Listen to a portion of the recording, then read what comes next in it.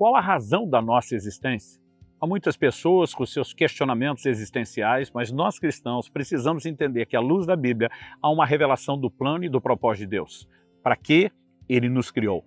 Entender isso nos permitirá mais do que estar no modo de sobrevivência ou piloto automático, mas nos movemos intencionalmente na direção do cumprimento desse propósito.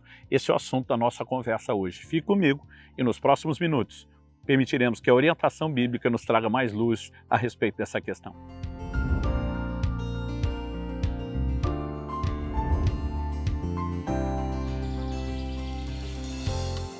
Estou no Dunamis Farm passando para trazer mais uma palavra ao seu coração. E o texto bíblico que será o ponto de partida da nossa conversa e reflexão é Atos capítulo 17. Eu vou ler dos versos 24 a 27. O texto diz assim: o Deus que fez o mundo e tudo o que nele existe, sendo ele Senhor do céu e da terra, não habita em santuários feitos por mãos humanas, nem é servido por mãos humanas como se precisasse de alguma coisa, pois ele mesmo é quem dá a todos vida, respiração e tudo mais. De um só, fez todas as nações para habitarem sobre a face da terra, havendo fixado os tempos previamente estabelecidos e os limites da sua habitação. Verso 27, para buscarem a Deus, se porventura tateando o possam achar, ainda que não esteja longe de cada um de nós. O texto que lemos é parte da mensagem que o apóstolo Paulo pregou em Atenas, que nos seus dias era o maior palco mundial da filosofia. Eu costumo brincar que talvez nenhum outro lugar tivesse tanta gente fazendo as mesmas perguntas e questionamentos existenciais básicos. Quem eu sou, de onde eu vim, para onde eu vou. E para esse povo sedento de resposta, o apóstolo Paulo vem pontuando e sinalizando Deus, em primeiro lugar, como o Criador. Ele começa enfatizando, que Deus é de fato o Criador do mundo e de tudo que nele existe, incluindo não só os vegetais, os animais, mas os seres humanos.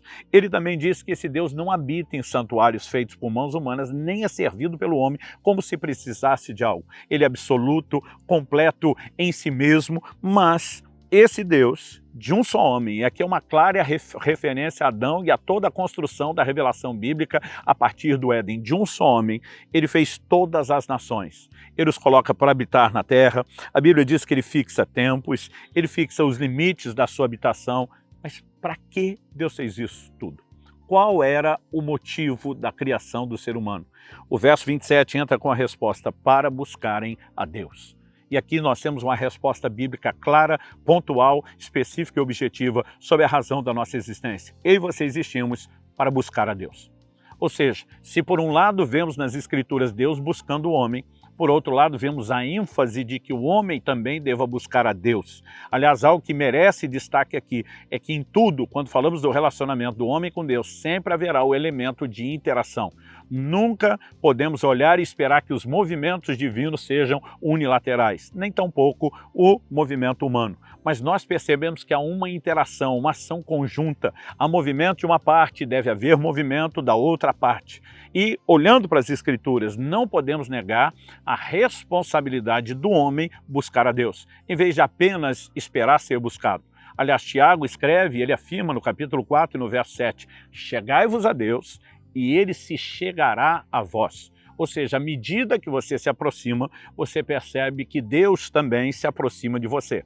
Mas antes de entrar nos pormenores da busca e procurar entendê-la, eu ainda quero destacar que o texto afirma, para buscarem a Deus, se porventura tateando possam achar.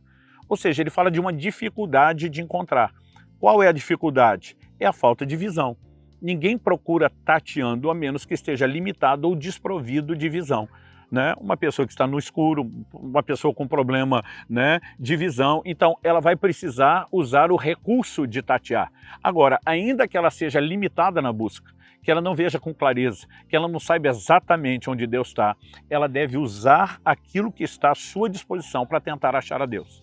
Por um lado, isso enfatiza a responsabilidade do homem, enquanto também destaca a sua limitação na busca. Mas por outro, o texto termina dizendo, o qual não está longe de cada um de nós. Ou seja, por outro lado, a Bíblia diz, Deus não está distante, Deus não quer dificultar as coisas, e mesmo o homem ímpio, cego pelo pecado, que tem que procurar tateando, ele precisa buscar a Deus, precisa haver um movimento em direção a Deus, e esse Deus não está distante, ele não quer dificultar as coisas. Aliás, como ele diz por meio de Jeremias, no capítulo 29, no verso 14, serei achado de vós.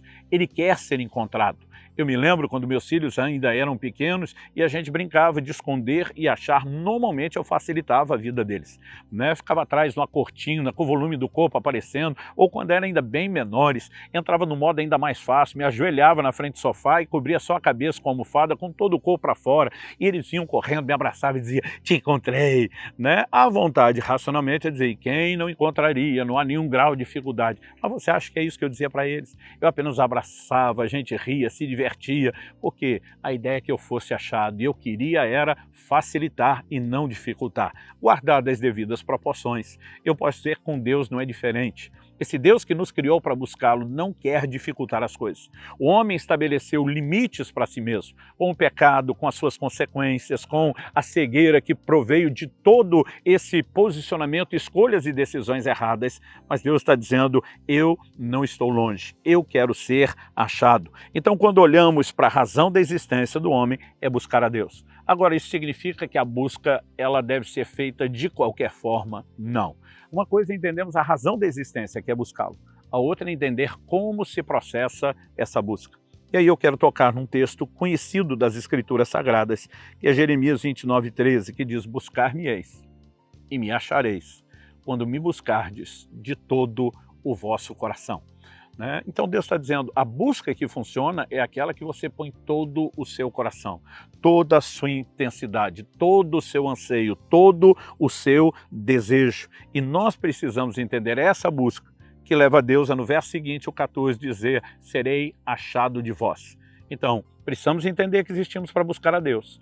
E precisamos entender que a busca requer de nós algo que dê a Deus o lugar de importância, o lugar de primazia. Não é à toa que nas Escrituras o maior mandamento, como Jesus classificou, é amar a Deus de todo o coração, de toda a nossa alma, com todo entendimento e com toda a nossa força. Ou seja, a Bíblia não fala só de buscar de todo o coração, mas amar de todo o coração. Se amamos de todo o coração, atribuímos a Ele todo o valor possível, evidentemente isso também vai se manifestar na forma como nós o buscamos.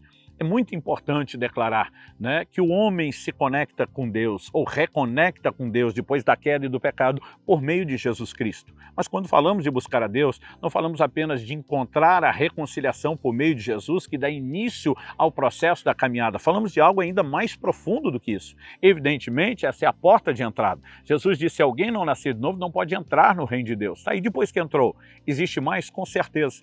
Quando olhamos para a criação do homem, percebemos que Deus criou o homem para ter comunhão e relacionamento com ele. É só perceber que quando Deus estabelece o primeiro casal lá no Éden, Deus os visitava diariamente. Basicamente, Deus estava dizendo, eu quero interagir com vocês numa base diária, permanente, contínua. Quando o homem pecou, qual a pergunta que Deus faz a Adão?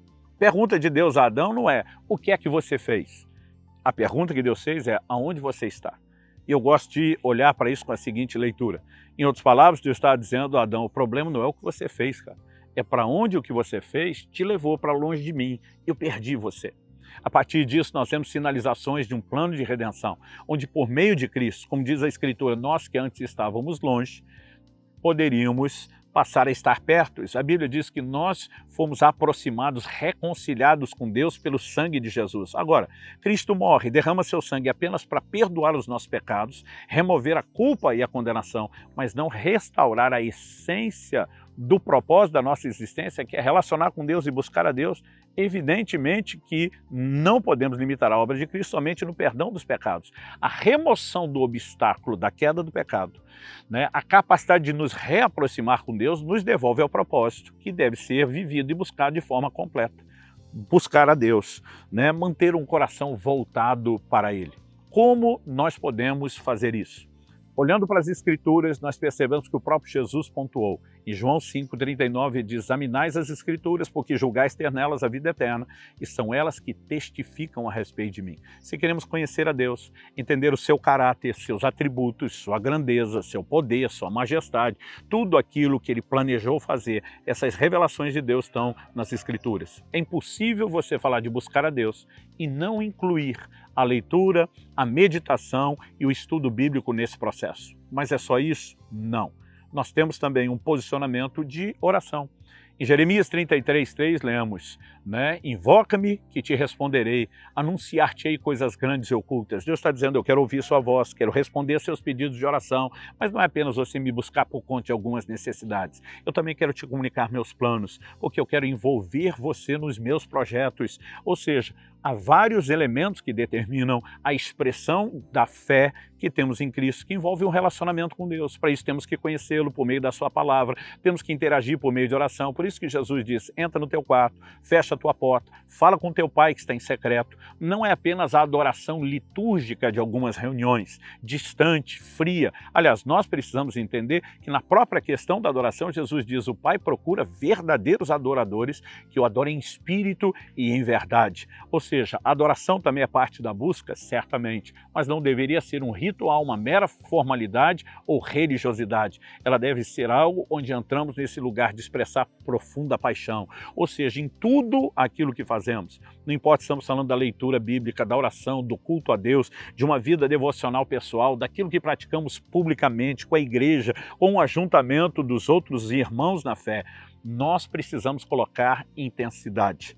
Ou seja, de vez em quando vemos crentes falando, olha, cuidado com o fanatismo. Eu costumo dizer, cuidado com esses que têm medo da intensidade. Deus nos chamou para buscá-lo e buscá-lo de todo o coração. A razão da existência é buscar. O cumprimento da razão da existência, que é a busca, é fazê-lo com toda a intensidade. Então, nós precisamos mergulhar de cabeça nesse rio. Nós precisamos entrar com tudo. Nós precisamos amá-lo de todo o coração, mas também buscá-lo de todo o coração e viver com toda a intensidade aquilo que ele disponibilizou para nós. Deus nos ajude não apenas a entender, mas a andar nesses princípios que ele nos comunica por meio da sua palavra.